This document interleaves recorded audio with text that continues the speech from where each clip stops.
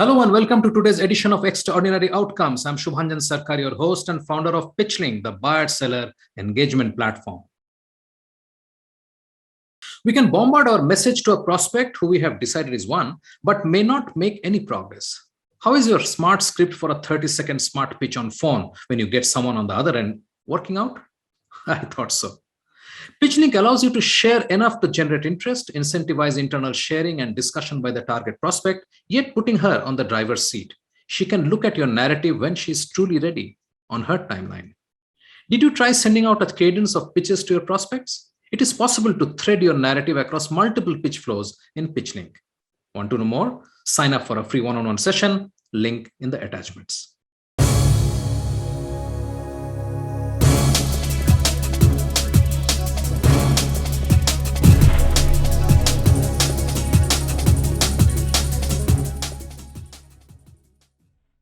What has changed in the procurement processes in B2B companies and what challenges are they facing in the complex post-COVID supply chain world?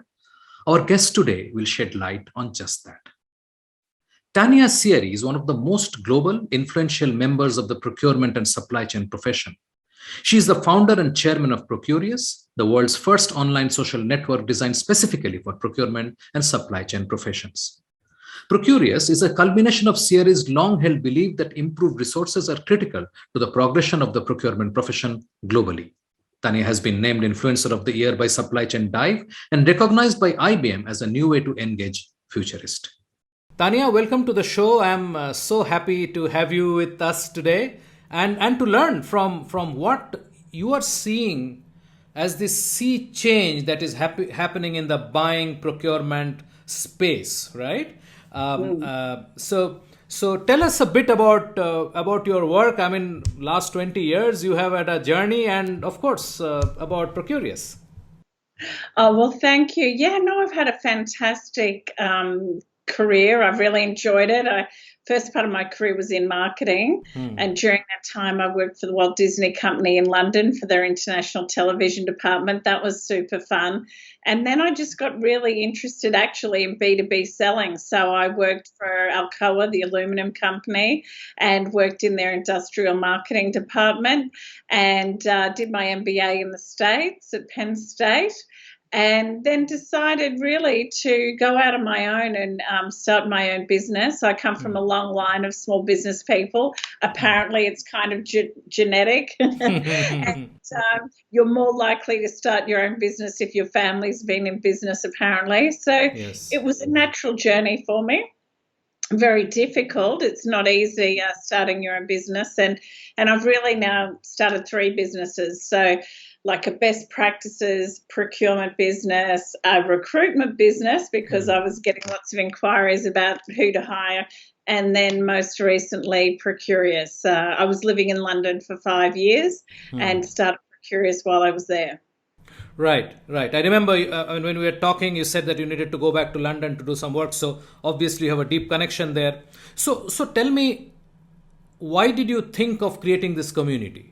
I mean, it's very well represented, 38,000 people. Why a community? Why a space which is for professionals to come and talk? Why not do it on LinkedIn? Why not do it somewhere else, which is already there?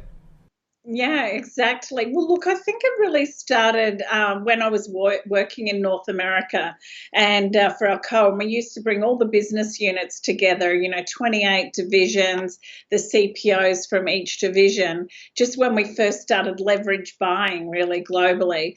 And you could see the value that those CPOs got out of those meetings, even though they begrudgingly came along because headquarters wanted them to be there. They got so much out of it, the best practice sharing, comparing notes, benchmarking, and working together on, leverage buying contracts. So that was probably the first time.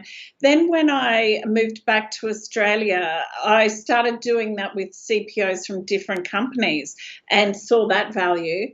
then when I moved to London, I thought, how do you scale this globally? And of course, that's when social media was really kicking off and we saw the success of LinkedIn. And really, Procurious is a lot like LinkedIn, but it's for a narrow vertical. And that's because on LinkedIn, there's so much noise. You can easily get lost. Yeah. But if you go to Procurious, it's all about procurement and supply chain. So you're in the right place because that's all we talk about. And, you can connect with others, you can see what they're doing, you can have discussions, watch events, participate in podcasts, research reports. It's a knowledge hub. Tell me a little about how you got started with Procurious. I mean, it's not easy to get many people involved because everybody is in multiple networks and there are all kinds of networks. So it's difficult to get people in. So what did you do really? Look, we've taken... it's certainly taken us 7 years to get to 38,000. And I guess I've just taken a very, what I would call, honest and legitimate approach. We haven't really spent that much on marketing the brand, but what we have done is invested a lot in content. So, we publish a daily blog, we're constantly talking, we have these big ideas summits. So I think, what we have now is a really strong foundation that we can build other services on top of. But I'd say it's a very authentic kind of, there's not too many, bells and whistles with our marketing. However, I think we are seen to be very innovative.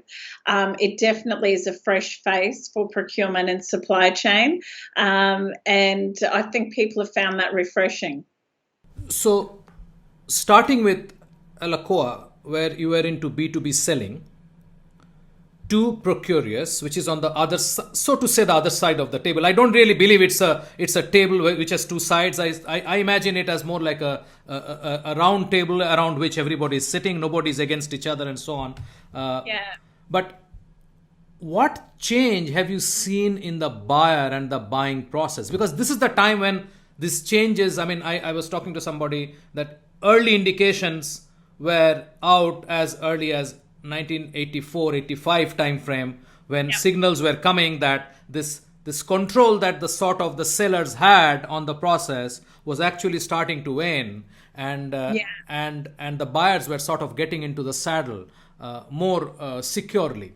So this change that you have seen actually very, very closely through multiple roles, tell us about that. Well, I always was entertained by our CFO, Alcoa, who used to say, what chance have we got? Here we've got the salesman from this big technology company coming in who's on $500,000 a year. And I'm paying my procurement people, $100,000 a year. The sales guy's always going to win, and there was this real realization that we had to invest in much in it as our procurement capability. And I think we've seen a lot of progress with, the upskilling of procurement. So I guess back in the late 90s, we were really just starting to leverage, weren't we, sort of mid-90s, and really starting to aggregate spend. So, those were the early days where we kind of realized, oh, hang on, A plus B equals, well, 8.5. Then we looked at the marketplaces, reverse auctions, and, there was a lot of focus on price, wasn't there? Yeah. And, trying to look at efficiency as well, probably after that. Once we looked at price, we looked at the cost to buy some of these things. But I think COVID has seen, everything flip on its head. And I don't know if you're happy for me to talk about that right now, or if that's further in your conversation, but I think it's a really interesting time to be selling to procurement. Really a lot of our paradigms are being challenged or turned on the head. Right. So let's touch upon it briefly and we may come back to it. What is COVID doing to the procurement process according to you? Well, look, I'm not sure we can talk about the processes, but I think the whole strategy, if we start, well, how did the procurement profession handle COVID? Well, the answer is really well. I mean, most people's supply chains were disrupted, and we didn't have to do some research to work that out. We all knew that, didn't we, when we went to the supermarket? But we did some research, really peak COVID, sort of June last year, called the How Now report. And really, the profession was amazing. I mean, they were able to, fix disruptions pretty quickly, find alternate suppliers, and really it was pretty seamless. And we asked them, well, are you proud of your efforts? And most of them were quite chuffed and impressed with their ability to respond to such a big disruption. So I think that's an interesting finding, that actually they were well organised and had alternative sources of supply. We didn't really have the cash crisis that we thought we would have. So, the liquidity issue wasn't a big deal. But I think the big aha moment was, everyone started talking force majeure. But it turned out to be really nothing, because what people really relied on was their relationships. And, the contracts were sort of almost put to the side, and it was really the relationships that worked and that really solved all the problems. And I think that's something that we really have to focus on from the buy and supply side is, and I interviewed Sally Geyer from the World Contracting Organization, and she said, contracts are always written for the divorce, not the marriage. And I think we have to focus more on, how are we going to make this work? And, I know in some of your conversations, you've talked about, the plethora of stakeholders in a buying organisation. And I think that's one of the things that both sides have to do, is really map out the organisation, work out the roles and what the communications plan is. So I think relationships are very important moving forward. That's an interesting take, because I was about to ask you, what were they doing in the past, that is pre-COVID, which allowed the procurement professionals to come out sort of unscathed and kept the world's supply chain going, right? So it is not that, I mean, you had disruptions, but you didn't sort of lose out on getting things that you needed. Right. And I think, maybe, if you're taking a negative view, you could say we're fairly pessimistic. Less negative view, we're optimistic. But, we're always planning for the contingency. That's what a lot of procurement is about, is just making sure that you can deliver. So really, this put us to the test, really, is, hey, all those plans you had and those nightmares that you thought might happen one day have actually happened, and they were ready to respond. I think procurement professionals think of themselves, and they probably actually are, great judges of characters. If you think about how many people come and sell to a procurement professional each year, they do tend to get quite good at, assessing characters and who they trust and who they're going to rely on. And I think that this really showed that the profession built the relationships that it needed to, and we're ready for the contingencies.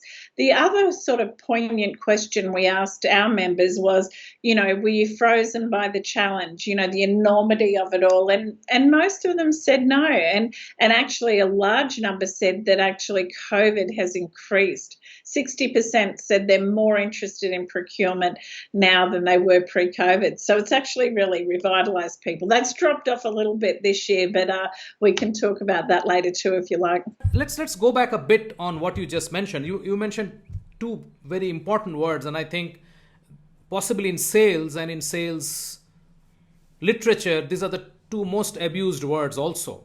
One is relationship, the other is trust. Right? Yeah. So tell me, I mean, if we did well during COVID as procurement professionals, because relationships were there, and they were actually relationships which worked, which one could rely on. How were these relationships built? What is the secret to building a relationship which is between a vendor and the buyer? Well, it's spending time together, isn't it? And I think that's going to be the challenge moving forward. We're all surviving. We're all trading on the relationships that we built before COVID. And I think this is where it's going to almost reach a time limit. If we're all, continue to be stuck in our homes and not able to actually go and visit people, visit plant sites, I think it's going to become quite challenging because, as I said, I think we're all still trading on our pre-COVID relationships, getting together, looking through operations, looking at ways we can develop new products. For the time being, I think it's about, what we're doing now, staying online, talking to people, staying close, keeping the lines of communication open. But I think it will get to a point that will be strained. And I think it's the same for recruitment. Okay, you might successfully onboard someone, but how are you actually going to build that relationship when there's no sort of, intermittent sort of casual time? I think it's going to become challenging. But for the time being, everyone's talking, everyone's communicating. And, of course, we've got technology. So technology will be a huge enabler. And I think it's interesting when you talk about the CIO, when you think about, remember when we used to all be worried about data centers and latency and, all these sort of things. And now, of course, it's all in the cloud. But that doesn't mean that the CTO or CIO is redundant. Yeah. And I think it's the same for procurement. Just because we're going to have autonomous procurement, AI, whatever, it doesn't mean the role of the CPO goes away. It just becomes more strategic. It's a different thing. One question that I have is, how does one actually build the trust that is so vital in this relationship? Yes. Well, look, it's, spending time together, I think, is very important to make sure you're aligned. But to me, one of the key tenements of trust is doing what you say you're going to do. Now, that's been really challenged when demand and supply has been all over the place, hasn't it? And I think that's about honesty. So, that's another important thing with trust is keeping those lines of communication, saying, I don't know what's happening next. Last week they were eating the plain biscuits. Now they're eating the chocolate biscuits, because it's, as I said, both supply and demand have spiked, like we've never seen before. So, I mean, we're all in the same boat. And I think that's, the keeping the lines open and being honest about what's happening, even if you don't know what's happening. And I think that's a big thing about leadership now. A lot of us don't know the answers, and so we're all looking for them, but you've got to know the right questions and be asking the right questions and seeking out what the truth is. So it's not a sort of command and control leadership style anymore.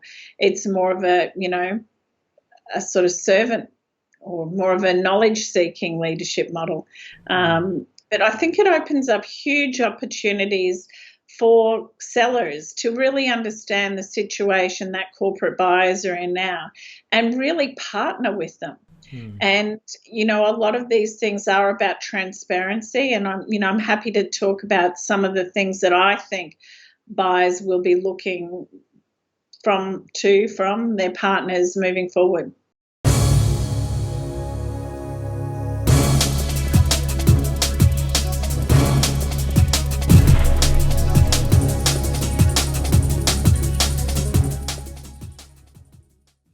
Sure, let's get into that. What is the current mindset and what are they going to look forward to? Yeah, well, look, visibility and transparency, which kind of, you could wrap up into honesty, but it's a very different thing. I mean, I guess visibility is pretty binary, isn't it? You've either got it or you haven't. So I think what today's buyers are most worried about are these supply chain disruptions. So they want to know that their suppliers actually know what's happening in their tier 2, tier 3, 4, 5 supply chains, so that if they are geographically sort of concentrated somewhere or there's some weak link in the chain, that the buyer, that there's openness about that and that the buyer understands. So if they're sitting there and they see there's been a tsunami somewhere, they go, oh, that's going to impact me. Or, if they've or only sourcing from China, and then there becomes some sort of political or geopolitical risk there, then that's a problem too. So I think that transparency and being able to show your buyer that you can see the levels in your supply chain and you know where the weaknesses are, that you've got contingencies. So because they might not have the technology, but if you've got the technology and the visibility, that will give them a high level of trust. And I think that visibility, so that would be my number one selling point now if I was going in to sell to a buyer, is to say, if you work with us, you'll be able to see, if there's a supply chain disruption, but it also goes on to these social issues, these ESG issues, which are really top of the CEO's agenda now. So, it goes to modern slavery, it goes to, Indigenous supply diversity, local sourcing is going to be another big issue, but potentially for another reason. But, I would definitely be going in and saying, if you work with us, you've got the visibility. And this is how we can respond if there's an issue. Because a lot of people were caught not being able to communicate. They didn't even know who's in their supply chain, and let alone communicate, make sure they're okay, or organise alternate sources of supply. So I think that's a big selling point right now if I was if I was selling in. Right. So this whole thing about vendor development that was sort of part of the procurement role would have mapped this into the equation. Is that right? Absolutely. I think that that's been one of the quick supplier onboarding, quick identification of suppliers has been something. And I think everyone did it well, but I do think it's top of mind now, particularly with so many people changing their supply strategy. So this is one of these paradigm shifts that I was talking about. If everyone was sourcing from one part of the world, they're now diversifying. And a lot of people are reshoring, as you know, but a lot of people are also looking about local sourcing. So, when I say local sourcing, I mean, within 100 kilometres of the plant. If you had an ice cream plant, you'd be looking for ingredients nearby and using that as a selling tool in your marketing to your end consumer. So I think, people are definitely looking for new sources of supply. And if I was a big guy selling into another big company, if I had those local suppliers, I would definitely be offering that as an option.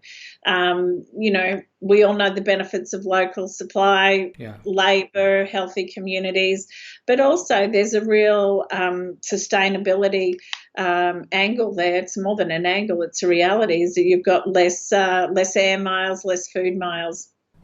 Yeah, I mean, this is what was happening in food, and it's sort of coming to the rest of it. So my question is that, is this a sign of the reversal of globalization, which is basically riding on the back of reduction of cost?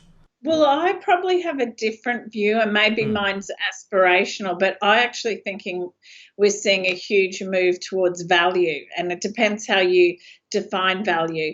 But I think, every CEO, CFO is being hammered by investors about their ESG performance right now.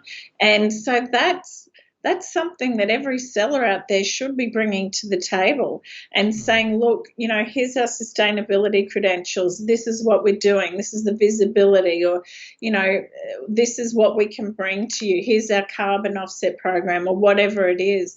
They need to have that forefront in their discussions with corporate buyers, because once again, then as a partnership, they can take that forward to the C-level. But I don't always think there has to be a big compromise on cost. We saw this when we first started using social enterprises. People used to say, oh, it's the right thing to do. But actually, most social enterprises now are really cost competitive.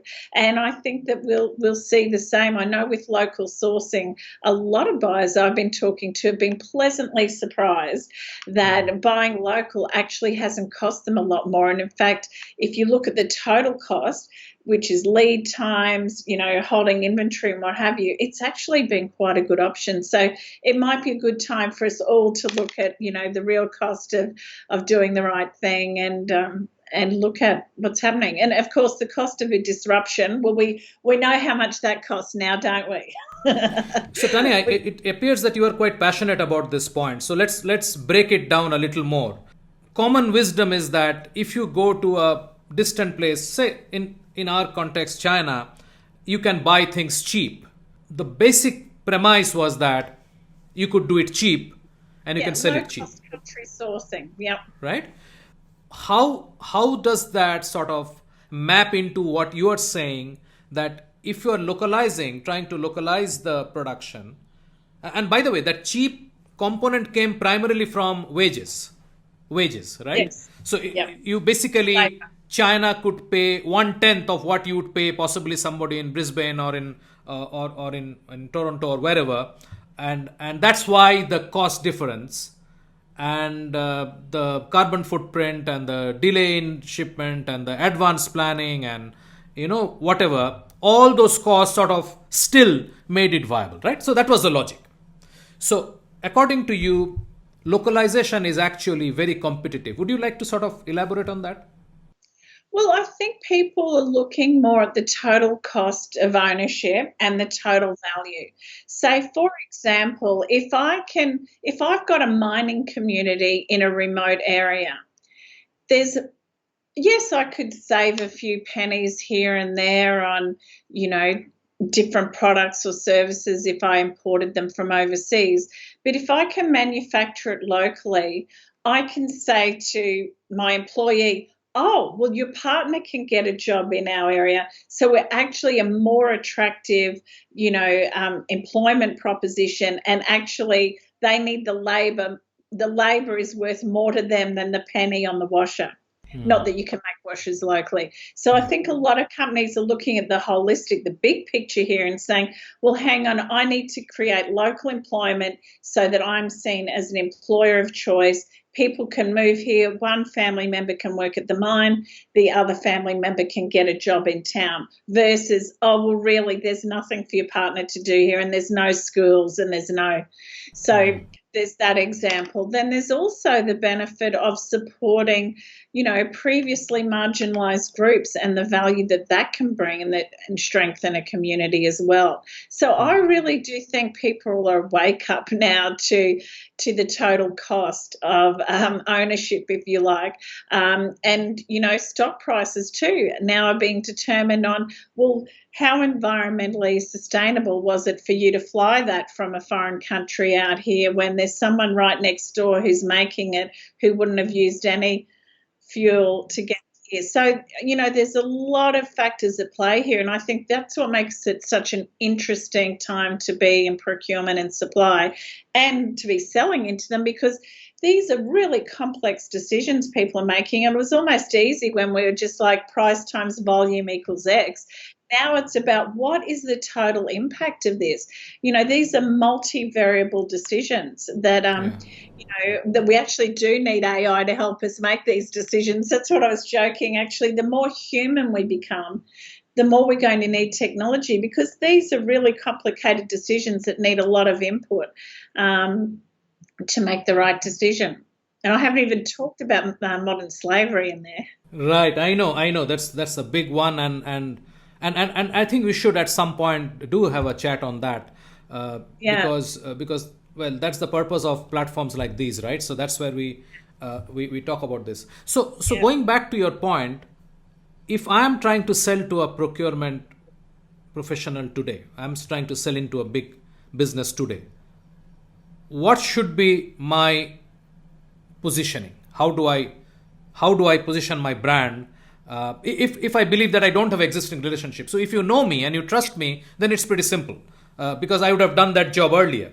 But today, when you are possibly meeting me for the first time, what is it that I am supposed to do? Well, needless to say, price, quality, supply need to be, you've got to be in the game. I mean, there's no use going into a big company where you know that your product or service isn't going to make the grade. You don't have the distribution. So let's put that to the side. Let's say all things being equal, that your competitor and you have the same thing. I would totally be talking about what we've been talking about. I'll be talking about how much visibility you've got on your supply chain and how much control that you've got if there is a disruption or you find out there's a problem with modern slavery that you can change. So I think that would be the number one thing that I would be selling right now if my product and service was equal. Yeah, sure. And what have you. And then I'd be talking about, my ESG initiatives and what we're doing to reduce our carbon footprint. I'd be showing examples of how committed my sea level is to that. And then I'd be going right through the 17, the UN, sustainability development goals and talking about your commitment to modern slavery, because it is one of the most surprising things of COVID. I think that we've had like this earth-shattering experience, but we're still if not even more committed to these higher level goals. Don't you think it's fantastic? Sustainability, modern slavery. It would have been so easy for us just to be consumed about supply and price, but the sustainability conversation is almost, drowning out COVID now. So it's a great gift, if you like, of COVID in a way, that we've really had a wake-up call about people, planet, and a little bit of profit. So I'm curious. I mean, when you are you talk to procurement professionals every day. What is making this shift in heart? Is it real, or is it has become imperative because the customers are demanding it? Well, I also talk to a lot of CFOs. So we've got a CFO roundtable as well. And it's coming from consumers.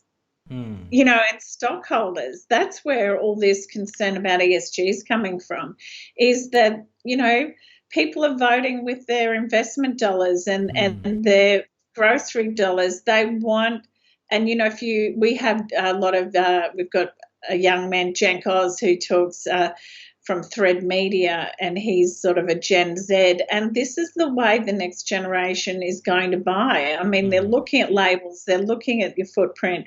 So it's really coming from the source. It's coming from your ultimate customers, investors, and then everyone else is responding. So it's not just procurement on its own, going off and doing this. But I think that they will welcome a conversation that leads on some of these issues and gives them, the ability to sleep at night. Right. We're not just a sole supplier out of one country. We've got multiple sources. We know who's in our supply chain, and Yeah. So how does a seller today? You mentioned about mapping the organization earlier in this discussion. How does one go about doing that? How open are procurement professionals? If I'm coming to sell to you, how open would I expect you to be in telling me, hey, Shubhanjan, you know what? Although I'm talking to you, I have 5 other people, including my CEO, my CFO, and whoever else, who is going to be part of the decision. I mean, how does one go about doing this? Well, you absolutely have to sell throughout the whole organisation. And I guess old school, when we're back in the 90s and the turn of the millennial, the CPO really wanted to be the gatekeeper. So, old selling would have been very nervous about the CPO and making sure they had them on side. But I think, the way this is all heading is that the CPO is really the facilitator of what their stakeholders want. So it's not up to the CPO to make the decision about what a division wants. They're making the decision, but the CPO is the commercial facilitator. We're the professional negotiators, the people that know how to structure the contracts, and how to manage supplier relationships. But this isn't our decision. It's often, cross-functional. Often there's sort of a committee decision on buying these. Yeah. So I think the smart buyer really does find out who are the key decision makers, and it takes a long time, doesn't it, to map a strategic account, and probably 1 or 2 years to land these huge deals. So you certainly have to play the long game, and I think that's one of the great things about social media these days. You really can follow and learn a lot about what companies are caring about, and all these ESG issues and things like that, because people are talking about it so much. So if I was a senior salesperson, I would be tracking all my key accounts on social and being able to have those conversations about the things that, they care about. So, I think it's critical to map the organisation. But, I think the CPO is very important, but just one of your key stakeholders. I mean, also, they're the one you'll probably be negotiating with, so you probably want to keep them on side. Yeah. But, they'll be told, look, I want this guy, and if it's not that guy, I'll settle for this one. No, you go do the deal. So, at the end of the day, you've got to remember to keep the CPO on side and their team, obviously, because they'll be the one you're negotiating with. Right. So to wrap up this discussion, if people have to take away something from this show as sort of a guidance as to how the new procurement professional or the new buyer is buying, what would you say are the main pointers? I would say help them take a compelling story to the C-level on why they should buy from you. And that would be around visibility of your supply chain, and it would be your ESG credentials. So they're the two things that I think would be your selling points, all things being equal, and partner with the CPO to sell that story throughout the organisation. Fantastic. Tanya, it was wonderful chatting today. I really appreciate, because sometimes we need discussions like this to open up certain areas where we are not paying attention, yet they are playing a huge role in what the outcome is going to be, right? So I think there is a lot more I would love to talk to you about, which obviously we cannot sort of cover in this single session. But I would really be happy to have you back and talk to us more. There is so much we can talk. That would be my pleasure. It was lovely speaking with you today. I hope that I helped someone out there. Absolutely.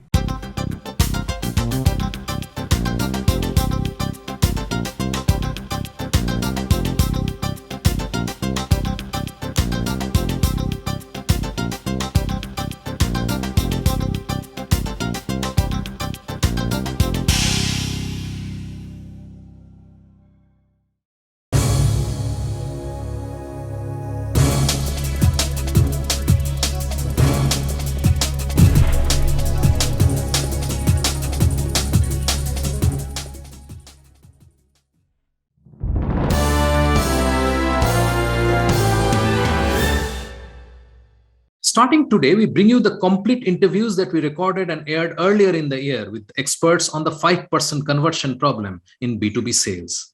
Today, we bring you Fred Diamond, President and co-founder of the Institute for Excellence in Sales and host of the award-winning Sales Game Changers podcast and daily webinars.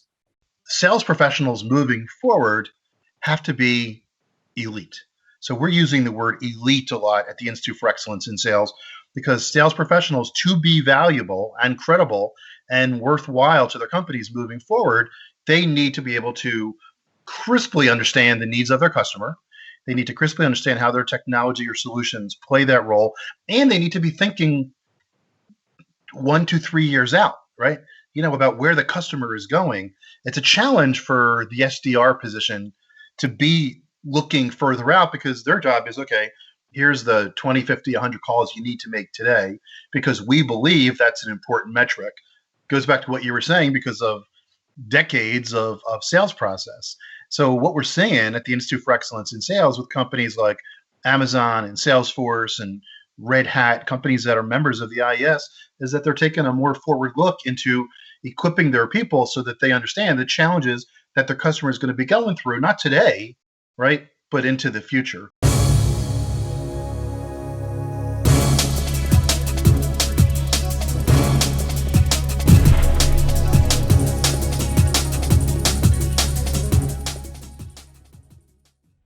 We are very excited about the upcoming launch of our new community built to bridge the gap between buyers and sellers, Moxo.